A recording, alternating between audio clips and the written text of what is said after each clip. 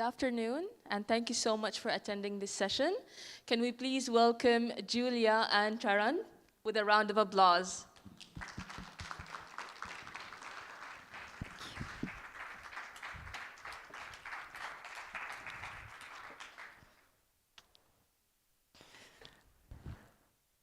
Assalamu alaikum, ahlan wa sahlan. Hello everyone, and a very warm welcome to the Emirates Airline Festival of Literature and to this conversation in which we are asking why we remember. Our huge thanks to all our sponsors, including the session sponsor for this event, which is Dubai Duty Free, for all of their support. My name's Julia Wheeler, and it's my huge pleasure to introduce an author who has a lifetime of scientific and deep research knowledge, and he's used that to write a book that is news you can use, by revealing the powerful role that memory plays in almost every aspect of our lives. Dr. Charan Ranganath is Professor of Psychology and Neuroscience at the University of California at Davis. His lab there, the Dynamic Memory Lab, uses brain imaging technology to study how our brains remember events and what goes awry in cases of memory disorders such as Alzheimer's. In his New York Times bestseller, Why We Remember, Charan explores how we record the past, how that informs who we are in the present, and how that science might help us to imagine and guide our future. Everyone, please welcome Charan Ranganath.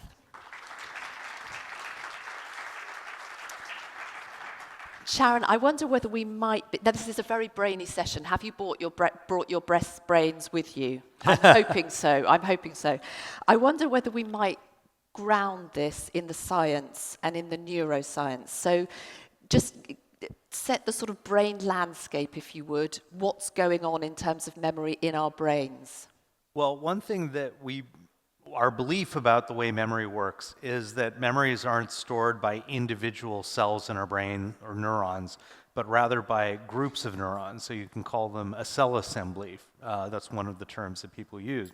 And the idea is that when we're experiencing something, whether it's an emotion or whether it's a thought that we have in our heads, or we're seeing something or doing something, there's neurons that are active, and they're communicating with each other via electrochemical signals.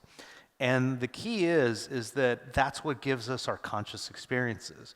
And through the act of experiencing something, there's changes in those networks of neurons that allow the assembly to come back to life when you activate some of those neurons again. And so what we think memory works is the ability to reactivate some memories in that, some neurons in that assembly, and then that allows us to re-experience some proportion of what happened during the event, giving us the conscious feeling like as if we've been pulled back in time. Okay. And you describe these groups of neurons as coalitions. So why do some coalitions stick together and some neurons kind of get lost? That's right. This is one way in which human learning is very different from, like, photographic memories on your phone, for instance. That we have a competition where we're using the same pools of neurons to encode multiple memories. And so what can happen is that when we're trying to find one memory, it's competing with all these other memories, and they're all trying to come out, right? So where we tend to have trouble is if one coalition of memories is not very strong and not very differentiated from other coalitions of neurons. And so then what happens is that they fight it out to see which one gets activated, and everyone loses. And so the key is to have one set of neurons that's uniquely activated for some experience. And that comes about when we form a very distinctive memory for something that stands out relative to all the other things we've done. Okay. So those are the neurons that are firing everywhere. What about parts of the brain? We think of the hippocampus in particular as associated with memory. That's right. So the hippocampus is an area that we know is important for memory because in people who have damage to the hippocampus, they have trouble forming new memories for events, which is called episodic memory. So your ability to remember what you had for lunch yesterday, that could be episodic memory. And so in Alzheimer's disease, the hippocampus is one of the first areas of the brain that's affected. And we think it's important because it's in an anatomical position to link up all of the areas of the brain that are processing information or leading us to feel emotions and so forth. And so as a result, it's kind of putting it all together into one picture of what happened during an event. There's another area, though, called the prefrontal cortex that I talk about that plays a very important role in our day-to-day struggles with memory, because it allows us to take information in memory and use it for a particular goal, or to focus on a goal in a way that allows us to form new memories that are very relevant to our lives. And so as we get older, the prefrontal cortex starts to lose a little bit of its function, and as a result become a little bit more scattered, distractible, and have trouble finding the information we need when we need it. I wonder whether you might explain the difference between episodic memory that you've just mentioned and knowledge memory. That's right. So there's something called semantic memory, which is the knowledge that we have about facts in the world, and episodic memory, which is our memory for specific events. So for instance, when I go back home, I can give people a whole lot of facts and figures about Dubai, but separate from that is my ability to mentally travel back to this place and this time, and to be able to recall this event, this experience, this unique conversation that we've had. And why that's very useful is semantic memory allows us to form expectations about how the world generally works. But episodic memory allows us to take these unique moments in our life and put them into memory in a way that's separate. So as a result, if you're taking a particular route to work every day, and then all of a sudden the roads are closed due to construction, you can remember that and be able to use episodic memory to flexibly get around all the roadblocks. Whereas if you're using just semantic memory, you're going to keep going, trying to go on the same path, and then realizing that the road is closed. Right. I'm making lots of distinctions as a sort of ground floor of this, because it gets quite complicated. Sorry so about let's get this all straight. I wonder whether you might talk about the difference between our experiencing selves and our remembering self. And this is a beautiful concept that was created by the psychologist Danny Kahneman, who won the Nobel Prize in economics. And he argued that when we make decisions, it's not by the person who experienced different life events and be able to use the totality of our experience to make decisions, but rather a separate self altogether, which is what he called the remembering self. And he didn't talk about this in his own work, but for me as a memory researcher, this was quite poignant, because when we look at how much people remember from their experiences, what we find is that the overwhelming majority of the details that we experience day to day, we will lose. We forget it. And so as a result, when we look back on our lives and as a compass for what we want to do in the future, that is the remembering self. We're not using the totality of our experience to guide our decision, but rather the highs and lows, the little bits and pieces that we do remember are what's going to have an overwhelming influence. So if you're deciding to take a vacation, you might not remember the time that you sat in traffic or the airport security queues. You might remember the great times you had with your family at the beach or something. And that's what you're going to use when you decide what you want to do during your next holidays. So we can choose our memories, and we can actually therefore choose to have those happy memories and to put the others and reframe things, if you like. That's right, because our memories are multidimensional and we can view them from different perspectives. I say in the book that the idea of a photographic memory is really misguided, and we should think of memories like a painting, and every time that we form a new memory, or every time we recall an event, we're constructing something that's like a painting, that has some elements of reality in it, and some elements that might be inaccurate or distorted, and then some elements that reflect our unique perspective at the time we're putting it together. And so everyone's the artist of their own memories, constructing their own memories every time. And we can use memory as a resource to put together the painting that's most useful for us in the present. Which would explain why, if I think back to childhood holidays, I've got a different memory perhaps to my sister. But that can actually cause, consternation. No, I think it's this way, I think it's this way. That's right, because a lot of the way that we remember is that we imagine how the past could have been. And so when we imagine based on our beliefs and our view of the world in the present, right? And so just as an example of this, I think many of you might have had a conflict at some point with a romantic partner or with a sibling, for instance. And at the time, all you can remember about that person are all the negative things, the times that they've lied to you or hurt you or whatever. And then later on, when things are going very well, you remember everything in a much more rosy perspective, right? So to some extent, maybe when you get in a dispute with your sister, maybe you're both right and both wrong at the same time because of this element of imagination. Yeah. I'm the eldest, so I'm usually right? Of course. Sorry. So I wonder whether we might extrapolate from that then. In terms of belief, you say in the book that our memories are what we want to believe, and that has implications actually for bigger picture society, politics, fake news, etc., etc. So perhaps if you could sort of draw a line through those. Well, so one of the things that we find is that people filter their reconstructions of the past based on what they believe, and we tend to remember things that are consistent with our beliefs. And so as a result, many times people can have an overly optimistic view of the past, for instance, or view themselves in a more positive light. But they can also remember things that are consistent with their beliefs. So two people could watch the same debate or the same football match and remember things very differently based on their beliefs about the politicians or about the athletes. And so that does have some serious implications because we have a lot of information around us, and it's very easy to pick and choose what information we're going to recall. And we don't necessarily do it consciously, it just happens naturally. And so the key is to really overcome these biases by trying to actively disconfirm and be more scientific about the way that we think about the past. And as a neuroscientist, how would you suggest that we do that? Well, I think the best thing I can suggest, and again, I'm kind of borrowing from Danny Kahneman, is to slow things down.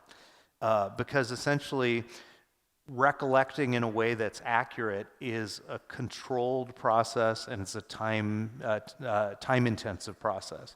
Whereas when we respond quickly from memory, we tend to be more quick and dirty, and the dirtiness is a bias that we often have. And so we're often able to remember things more accurately and overcome our biases when we give ourselves the time to do so. But in a world where we're constantly switching from one thing to another, we're basically shutting down our prefrontal cortex and depriving ourselves the opportunity to be more accurate and to think of things in a more balanced way. As we get older, we worry that we are losing our memory, that it might be a precursor to something more serious. But you say in the book that actually we are designed to forget, which I found reassuring. That's right. I think what's fascinating to me as a memory researcher is 9 out of 10 people I talk to will tell me, my memory is terrible, help me improve it. 1 out of 10 says my memory is great, but that's because they don't remember all the things that they've forgotten.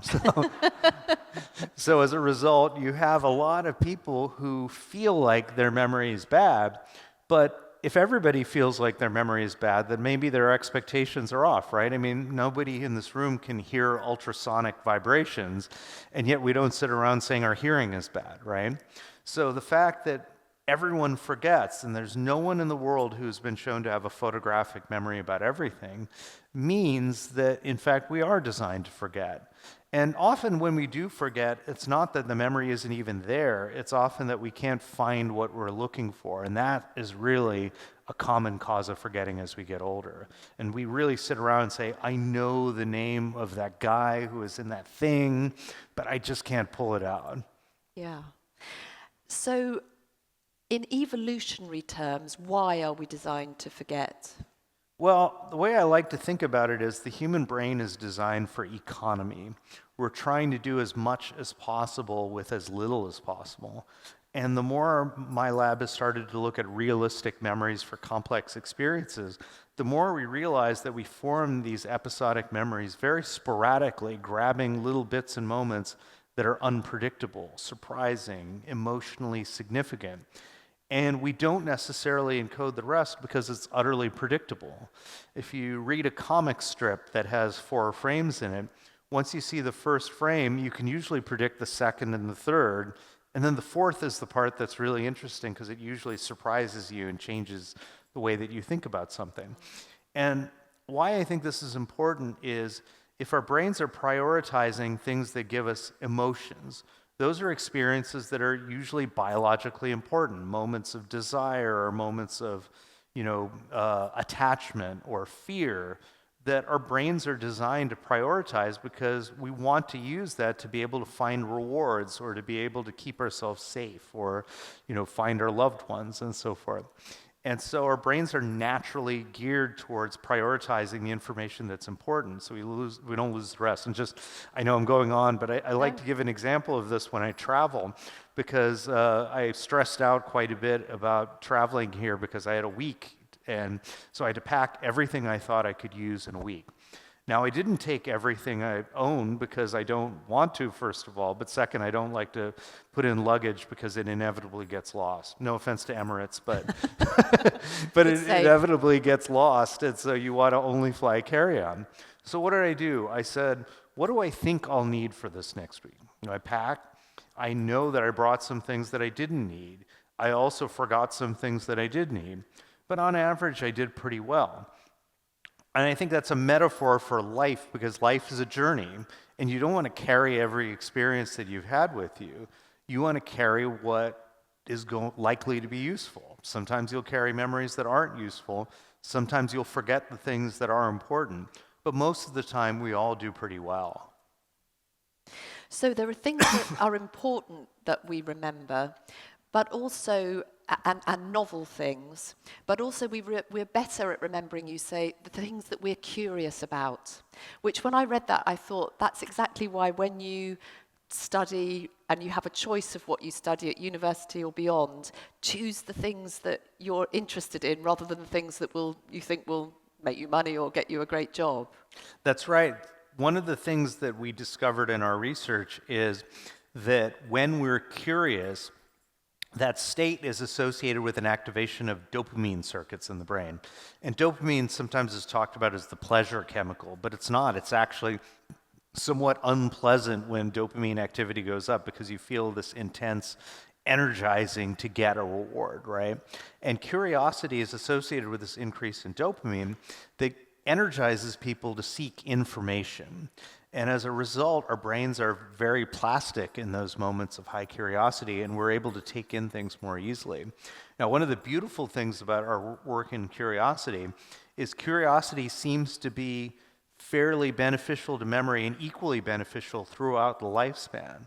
Children can learn well by curiosity, and older people in their 70s can be equally benefiting from curiosity and learning. So it's a beautiful thing to practice curiosity and cultivate it in your life. Let's talk about ways to bring back memories. The senses, particularly smell is something, isn't it, that can take us back, and also music. That's right. One of the things that we find is that being in a particular place can trigger memories, or smelling something, like you smell a food that reminds you of something that your grandmother cooked. For anyone who's seen the movie Ratatouille, there's a thing where he tastes the soup and then it reminds him of his childhood. Hearing a song that you haven't heard in a long time. And the reason is that our episodic memories are filed on a timeline. So if you imagined a library, which isn't a perfect example for memory, if you sorted books like here's our cookbooks and here's our murder mysteries or whatever, that would be like how semantic memory works, whereas episodic memory would be just sorting by publication date. So if there's some part of some cue that's uniquely associated with some time in your life, like a smell or a song that you listened to for a particular summer when you were on road trips, or being in a place like your childhood school, these context cues trigger memories that are uniquely associated with that time period. And talk to us about the sort of research side on dementia and Alzheimer's in relation to senses, because some people who have Alzheimer's, they can't, they won't necessarily remember what's here, but they can remember a song that they last sang 40 years ago and can still bring them joy. That's right, because one of the things that we know is that there are different ways that different systems in the brain can learn. And so as people do things like, let's say if you learn to play the piano, you start to transition from an episodic memory of what did my teacher teach me yesterday, how do I remember to play the song, to something that's more automated and procedural, where you can just put it out, and at some point, if you overthink things, it actually doesn't work out, which is why if I ever playing a concert, I usually have a couple of drinks beforehand so that I don't overthink it.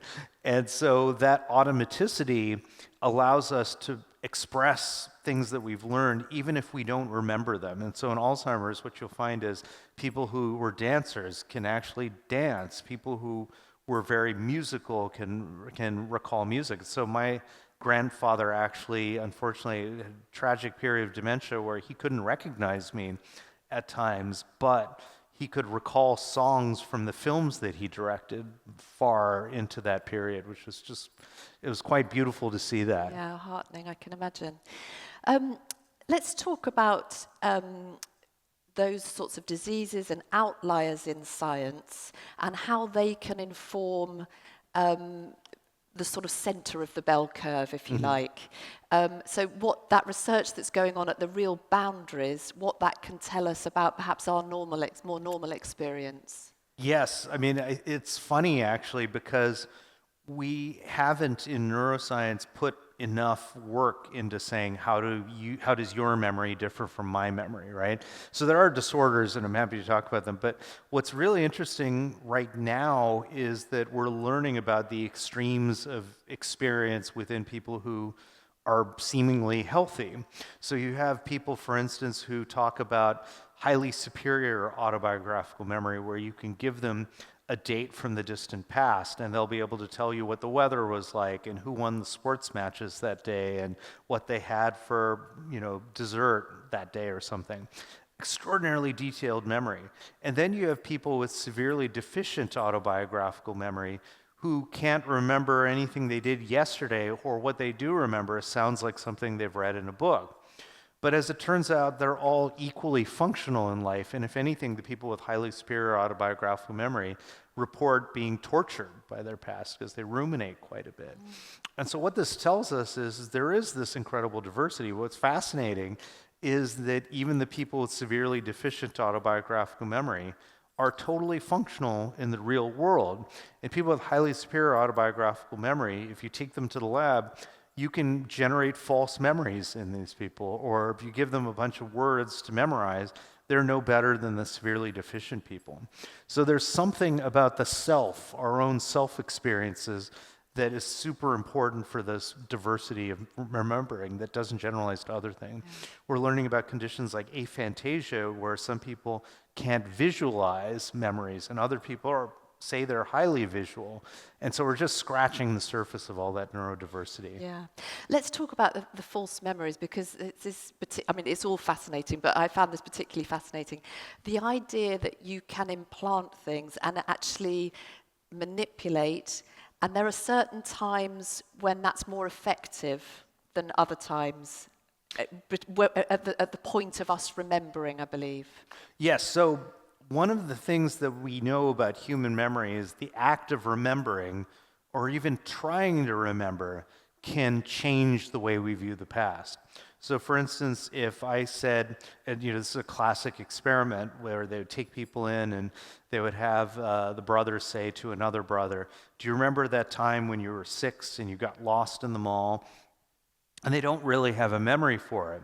But then the person can say, you remember you were really scared, and we had to, your mom eventually came and found us. And then what happens is they try to imagine how things could have happened. And then later on, you ask them again, and they remember what they imagined. And then later on, you can ask them again, and they remember the time they remembered what they imagined. And eventually you can build this whole rich memory for an event that never occurred. But the memory isn't really false because they're remembering something, but what they're remembering is the last time they tried to remember it, which is the weird conundrum of remembering, is because memory and imagination are so intertwined, we can have an accurate experience of remembering and put together a story that never happened. Yeah. You've quoted John Banville brilliantly on this, so I will just share this if you'll allow me. I don't think we remember the past, we imagine it. We take a few props with us into the future, and out of those props we make a model, some stage set, and that's our version of the past. And I love that quote because we actually use the word model when we've described the role of a network in the brain called the default network. And the default mode network really does seem to be playing that part of putting all the bits and bobs in the right places and generating this model of the past. So we can see dynamically as people remember an event, these bursts of activity in the hippocampus where people start to just get the pieces. And then in the default network, you can see these patterns of activity where it starts to move all the pieces based on your predictions about how things should have gone. So in your lab and with your high-tech MRI scans and so on, how do you go about starting to design an experiment for which you have a thesis? Well, that's a great question. You know, I've never been asked this before in a public setting like this. And sometimes I'm not a very good person at explaining the process. Things osmose into my head sometimes. But often what can happen is I start to realize that there's holes in the story that we're trying to tell scientifically. And there's just as many people have confirmation biases in their lives, scientists can often get stuck in a zone of trying to confirm what they already believe. But then sometimes what can happen is you realize that there's a gaping hole in your story, and you need an experiment to give yourself the opportunity to prove yourself wrong. Right. And what can happen is that can lead you in a whole new direction. And in fact, some of the most exciting experiments in my career produced results that went completely in a different direction than what I had predicted. And for you as a neuroscientist who've come through this and you're at the top of your game, what does that do to your ego? That's interesting. You know, you can always complain about something. So as a scientist, you're often always hungry and looking for the next big data, the next experiment. Sometimes you look at other people's work and they're not citing you the way you feel like they should. So I think many scientists tend to be these highly competitive type A people. I know I am anyway. So the ego, there's always a little bit of big ego, but then there's always this little like self-esteem issue that's in there too. Yeah. Does personality have anything to do with how good memories our memories might be? We don't really know. We don't know. There probably is, because one of the things that we've come to appreciate is that our conception of the self is very important for memory. And the way that we relate to other people is a big part of memory. And one thing that we can get into is the role of social interactions in memory. So for instance, people who are extroverted are probably more likely to engage with people about memory. And we know extroversion is a big personality trait. And it might turn out that people who are impulsive have different characteristics of memory. We know that openness to experience is a personality trait that's linked to curiosity in memory. So there's a lot of clues, but we don't really know for sure.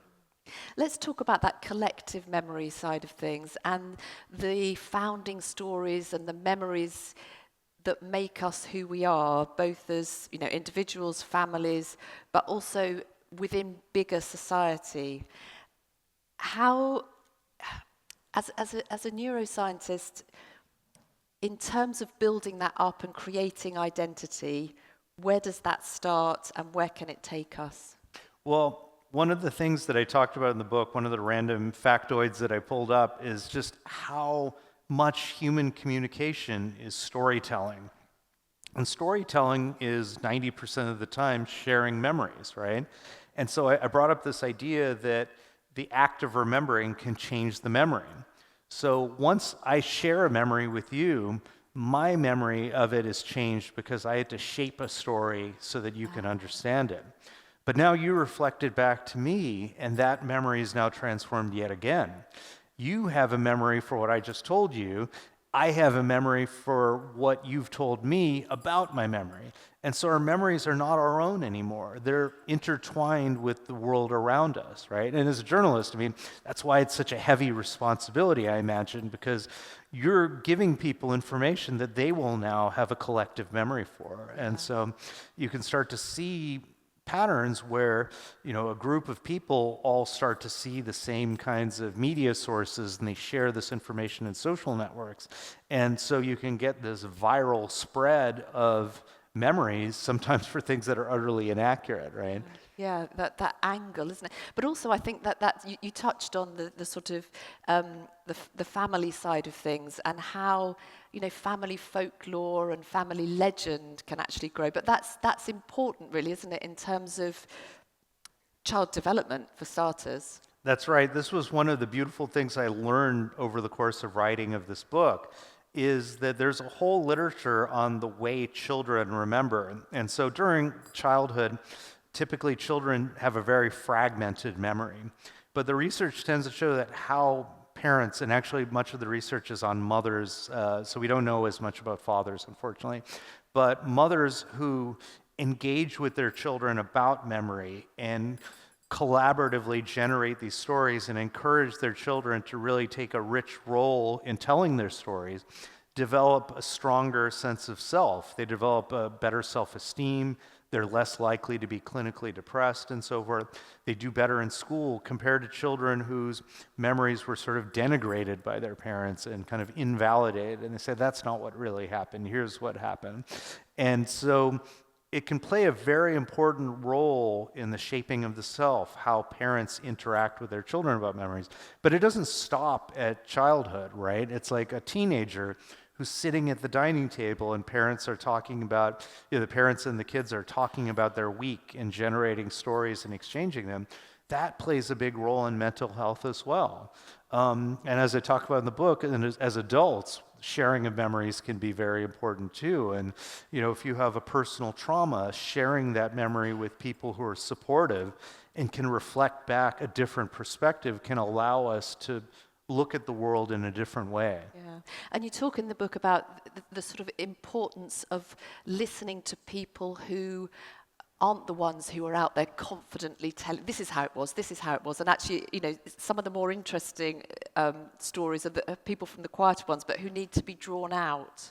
That's right. There's a fascinating body of work that suggests when 5 people see the same event and then they talk about it with each other, they're going to remember less about that event than they would have if they were individually watching the event by themselves. So it's paradoxical that somehow collectively a group can remember less than an individual. And as I mentioned, people in general have a very spotty memory. So if they're interacting, it can be even more selective. And what happens is people converge on a story that emphasizes the dominant members of the group. And we all know in society that things aren't equal, and there are certain groups that tend to be more dominant than others.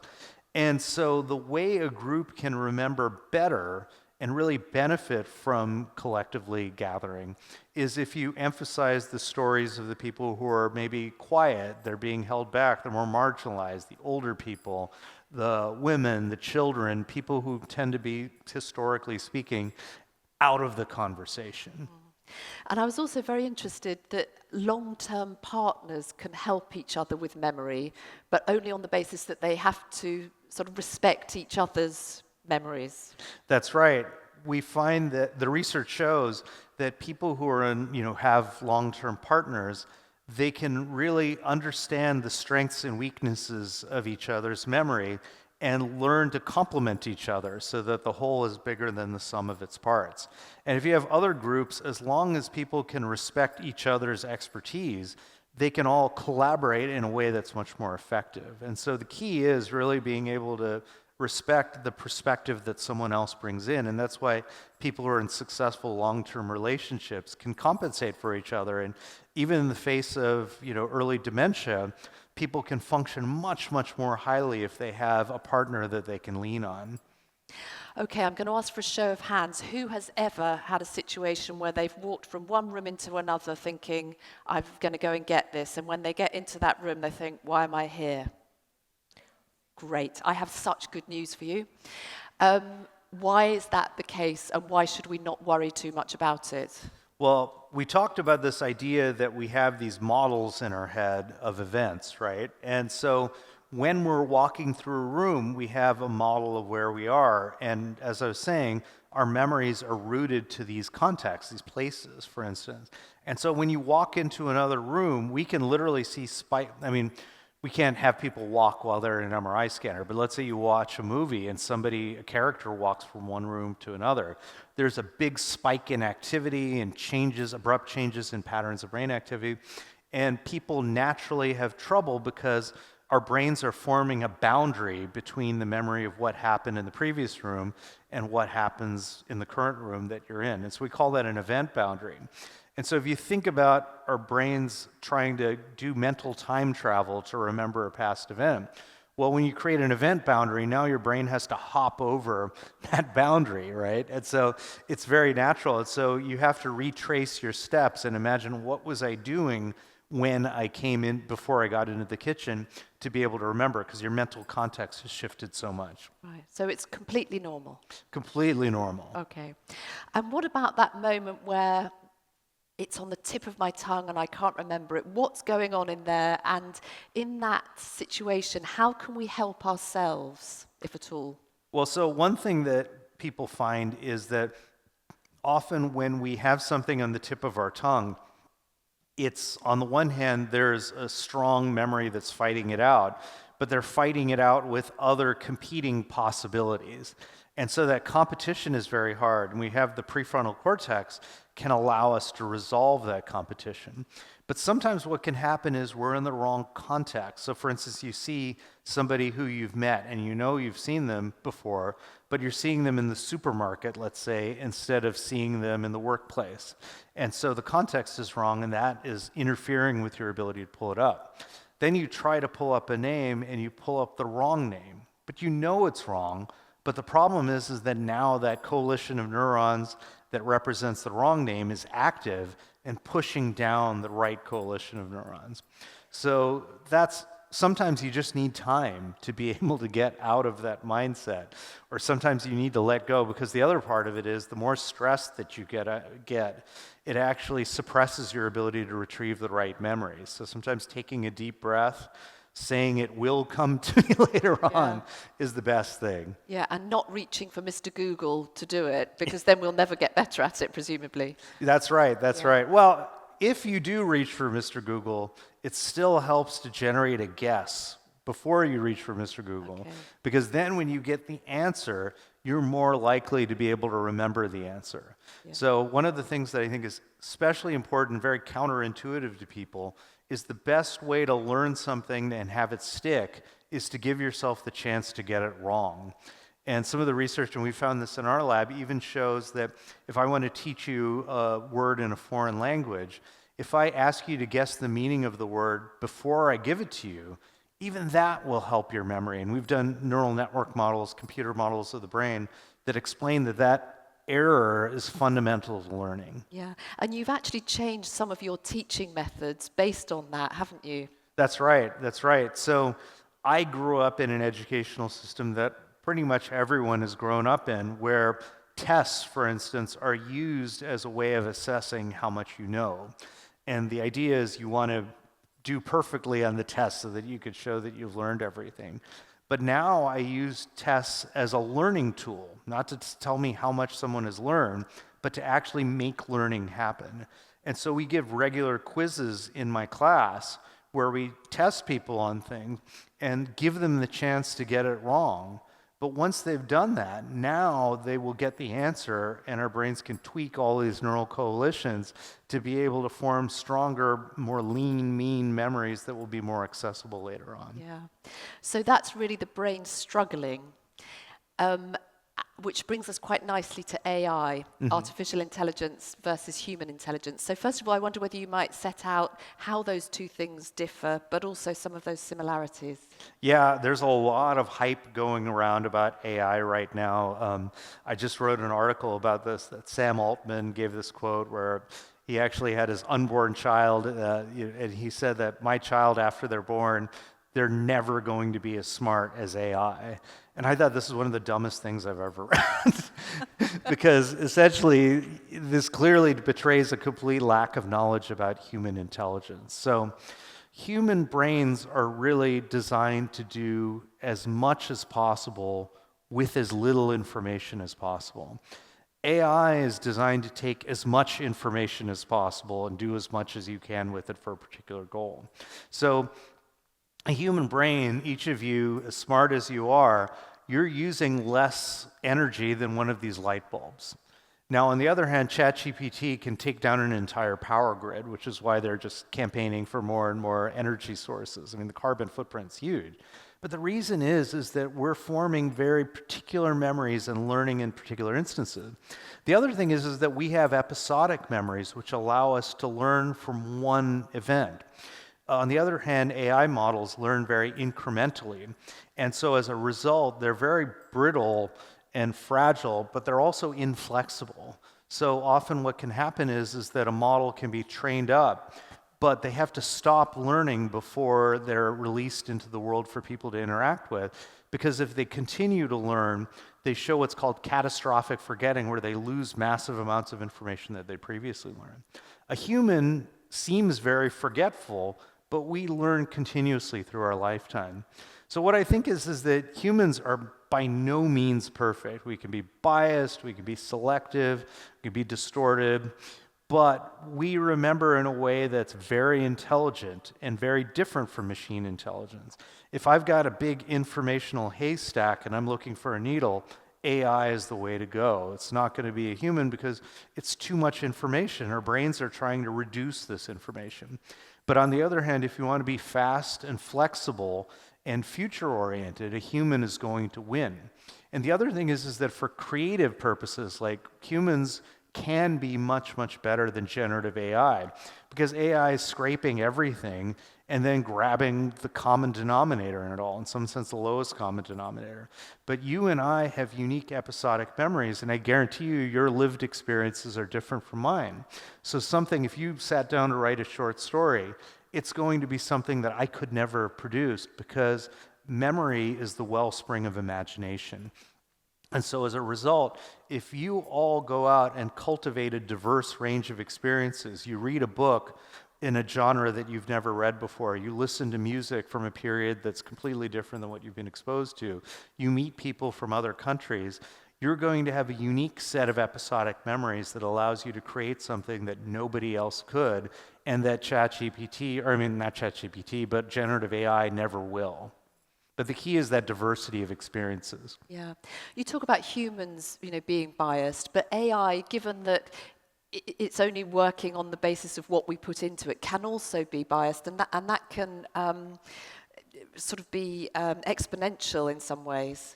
That's right. I think that on average, AI biases pale in comparison to human biases because humans often use quick and dirty rules that are very vulnerable to stereotypes. So, and as much as we can say that AI face recognition, we know it's biased. It does very poorly with people of color, for instance. But the reason it does is because they're trained on databases that come from humans with biases. And human face recognition is very biased so that people have a lot of trouble, for instance, recognizing faces from different races. And this is very well established, for instance. And so, yeah, we really need to think about using machines to counteract our own biases, if anything. Well, the point that you just made, why is that? Why do we find it more difficult to recognize people from different races? Well, expertise plays a big part in memory.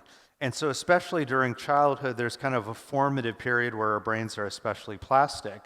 And so if you're exposed primarily to people from one particular background, you'll become an expert at recognizing people from that background. Your particular patterns of eye movements will be unique. And so one of the things that researchers have found actually is that if you look at majority group adults, white adults, for instance, in the US, and you ask them to recognize faces that are white, they'll focus on the individualizing features.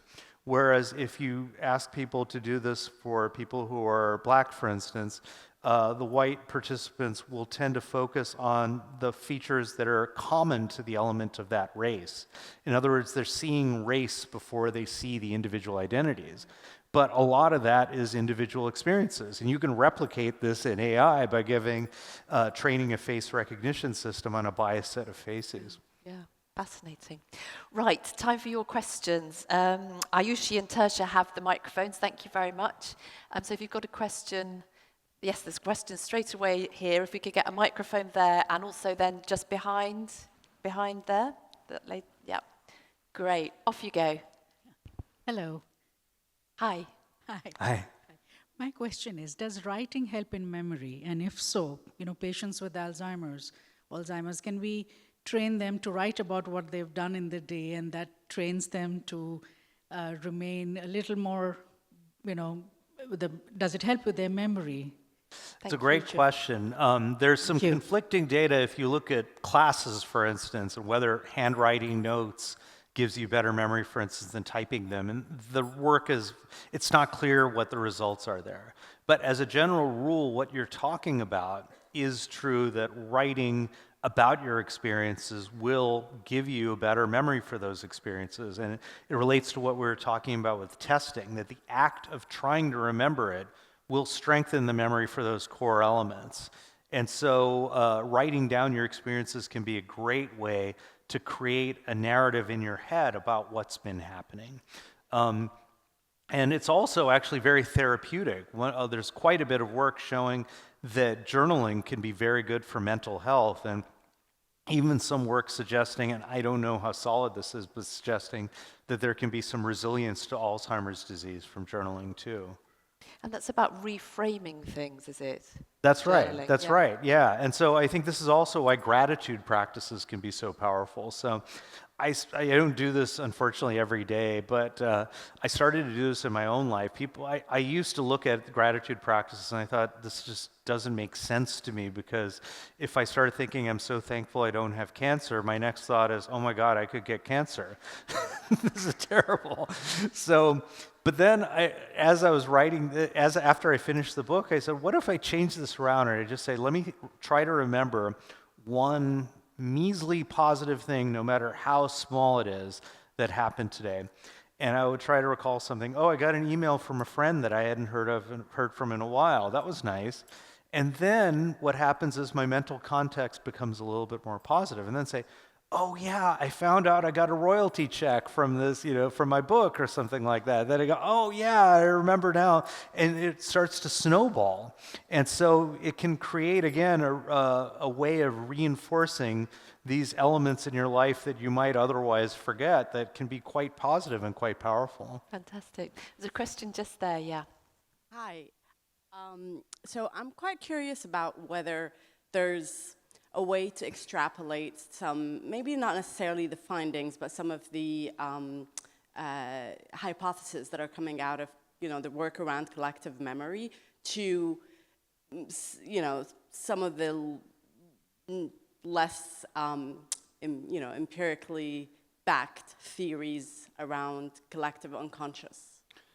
Oh, so are you thinking like Jungian psychology, Exactly, for instance? yeah. Yeah.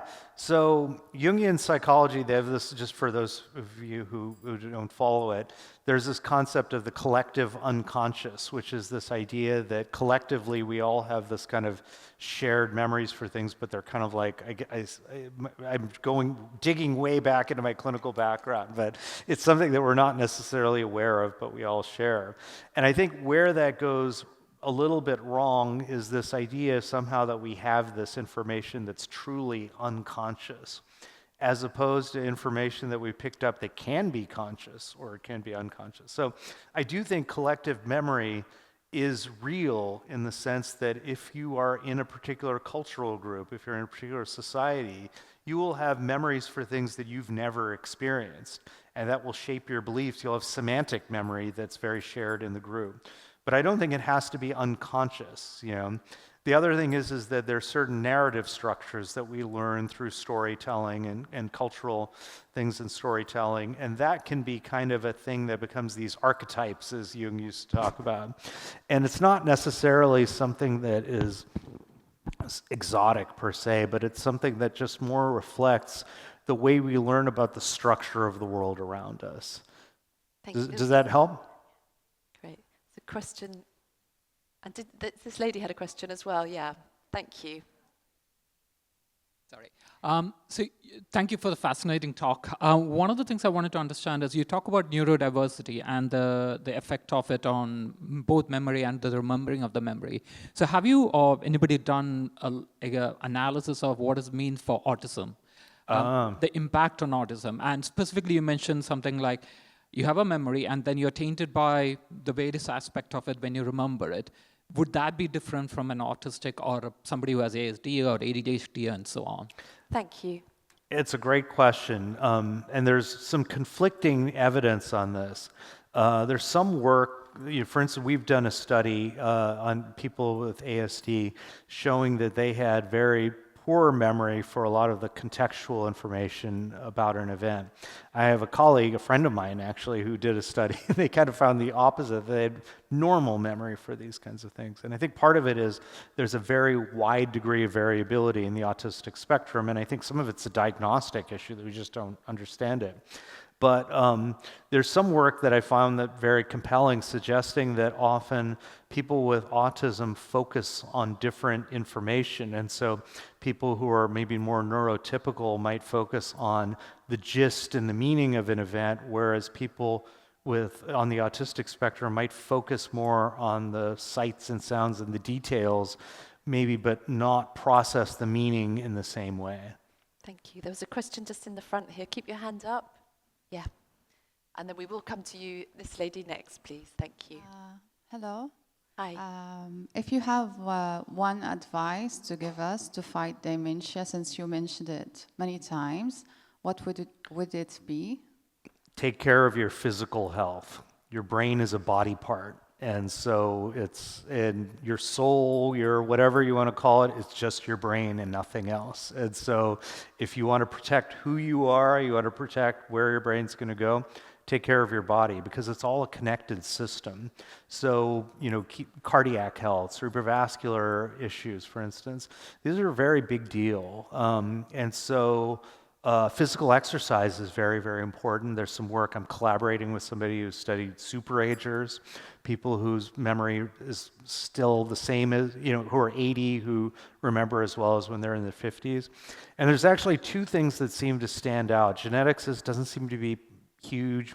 Brain structure doesn't seem to be huge, but they seem to have two things going for them. One is that they're physically active. The other is that they're very socially connected. They have strong relationships.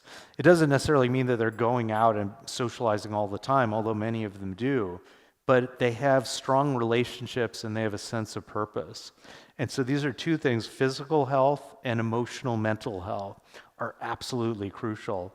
And just to emphasize what a good question you had, there's a new report from The Lancet that came out as a consensus report based on all the work that's out there.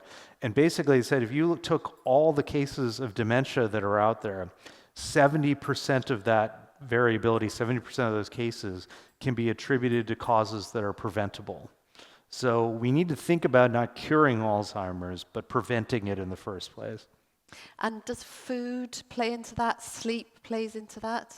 Yes, diet can definitely play a part, but we don't know what the optimal diet is. There's good data on the Mediterranean diet, but the Mediterranean diet is a very loose concept. I have some colleagues, they call themselves the Brain Docs. They have a great podcast, and they've done a lot of work suggesting plant-based diets can be very good for brain health. And there's all this work on Seventh-day Adventists in LA who are vegetarian, who seem to have very good brain health. Sleep is very important for brain health as well, and sleep deprivation seems to be concomitant with Alzheimer's disease and many memory disorders too. So that's definitely a big one. Great. The lady here has been very patient. Thank you so much for an interesting conversation, and especially for your book, which I'm finding fascinating and relatively easy to read for a non-scientist. But something I find rather peculiar is that I'm endeavoring to use my brain to understand my brain. I'm used to learning things that are external, that exist outside of me, and I can see how one's using the brain to understand those things. What's happening physically in the brain when it's struggling to understand itself? Wow, that is deep. That is a deep question, and I can be a good scientist and say we don't know, we have no idea, move on. One thing that we do know is we've been studying people's brain activity while they watch movies, because we can't actually have them, could theoretically, but we don't really have them interact with the real world while they're in an MRI scanner, so we have people watch movies. And one of the things we find is that people engage in a kind of a mentalizing where, just to understand what's going on, they have to put themselves into the heads of a character and generate an idea of why are they doing what they're doing and what could happen to them. And that's why if you watch nature documentaries, for instance, you know, Richard Attenborough will take 15 minutes of footage and make it into an hour-long drama about these penguins and how they could get eaten by a leopard seal or something like that. It's because we can generate these stories in our head. And so my guess is that we do something similar when we mentalize about ourselves, that we can externalize who we are and then think about that just like it was ourselves, an alternate version of ourselves. And actually that's a great form of emotion regulation too, is viewing yourself from the outside and kind of thinking about yourself from a different perspective. It all got very meta, didn't it? There's a question here, patiently waiting as well, yeah. Thank you. Fascinating conversation. I was just curious to know, you mentioned that, you know, the chain of memories that help you shape, and then in the middle, if you're thinking about a memory which actually didn't exist, it might actually become part of the chain that you can recall. So I was wondering, is it that you can actually wipe off memories the same way as well? Like something, or the memories are always there, it's just that you cannot recall. And then second part to it, can technology or AI help you recall or help you cure dementia? You know, some research that you're doing on that. Thank you. So, very good question. So the first question is it the case that we can, well, actually the first question was kind of complex, so let me break it down a bit. So there is a school of thought that memories just disappear, and there's another extreme school of thought that says memories are there and you just can't find them. And the truth lies in between, basically. There's probably, if we simulate this with computer models, what we find is that memories can change in certain ways, and the coalitions of neurons that are active every time we remember change a little bit. But at the same time, many of them are still there. Sometimes we can have no ability to remember someone's name, and in some sense the memory is not there, but we find it easier to learn the next time around, so there's some savings, for instance. And so it's a very tricky area to say whether a memory is there or not because of that complexity. So that's one part of it, I think. Another part of it, I think you asked, is can you make yourself forget?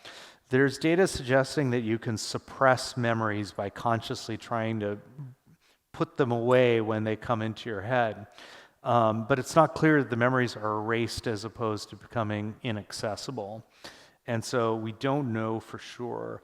A lot of the work on things like emotional work, like, you know, behavior therapy for phobias and stuff like that, suggests that it's not so much that the brain is actually erasing the memory, but rather that the brain is learning to suppress a memory in a particular context. So it's complicated. It's the simple answer to your question. I think that's right. It's complicated, isn't it? It's complicated, but you've been absolutely fantastic at really breaking it down for us. And thank you. as I said at the beginning, news that you can use. So, Professor Charan is going to be book signing just outside. I know that there are some other questions, and I'm sure that you'll be happy to answer those in the signing queue. Thanks so much to you for coming. Thanks to the room team, the room manager, the AV people, the wonderful volunteers. Thank you to our title sponsor, Emirates Airline. Thanks to Dubai Culture, and thanks to the Emirates Literature Foundation and the session sponsor, Dubai Duty Free. But most of all, Professor Charan, thank you so much for breaking it down. Wonderful. Thank you. Super fun.